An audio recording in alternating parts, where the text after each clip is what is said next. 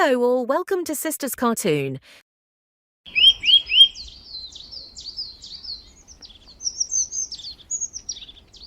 रवि एक छोटा सा किसान मध्य प्रदेश के एक गांव कनकपुर में रहता था। उसका जीवन मिट्टी और मेहनत के साथ जुड़ा हुआ था। रवि ने एक जमीन का टुकड़ा अपने पिता की विरासत से पाया था। उस जमीन का हर कोना उसके लिए पवित्र था, क्योंकि वही उसकी जीविका और सपनों का आधार था। रवि के पिता श्याम एक कठोर मेहनती किसान थे। उन्होंने रवि को एक बात समझाई थी। खेती सिर्फ रोटी का जरिया नहीं है बेटा, ये एक तरीके का जीवन है, एक समर्पण है।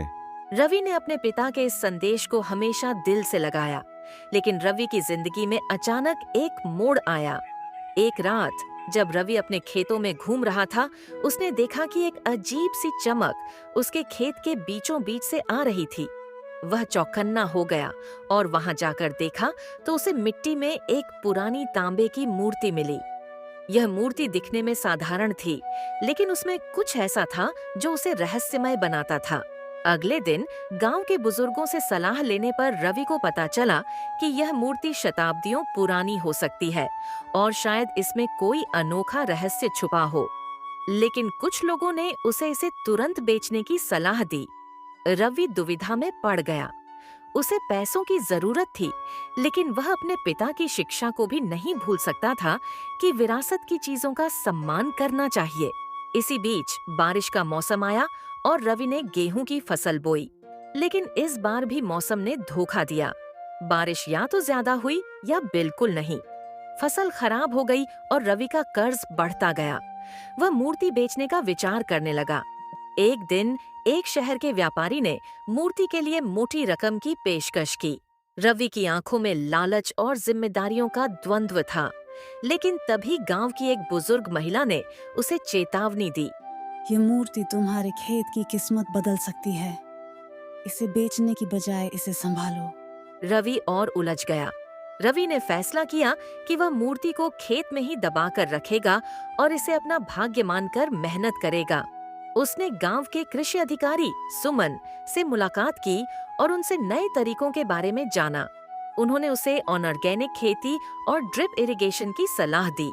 नए तरीके अपनाने के दौरान रवि ने महसूस किया कि मूर्ति वाले खेत में फसल तेजी से बढ़ रही थी, जबकि बाकी खेत सामान्य थे। उसे समझ में नहीं आया कि यह कैसे हो रहा है। क्या यह मूर्ति का प्रभाव था या उसकी मेहनत रंग ला रही थी? अगले कुछ महीनों में रवि की फसल शानदार हुई। गांव के लोग यह देखकर हैरान थे।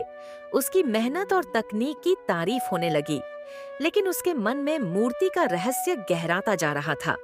एक रात रवि ने सपने में अपने पिता को देखा। उन्होंने कहा, मूर्ति तुम्हें मेहनत और विश्वास का पाठ सिखाने आई है। इसे धन के लिए मत बेचो, बल्कि इसे प्रेरणा मानो। ये सपना उसके लिए एक संदेश था। रवि ने मूर्ति को गांव के मंदिर में दान कर दिया और अपने खेतों पर ध्यान केंद्रित किया। उसकी मेहनत और नई तकनीकों ने उसके जीवन को बदल दिया।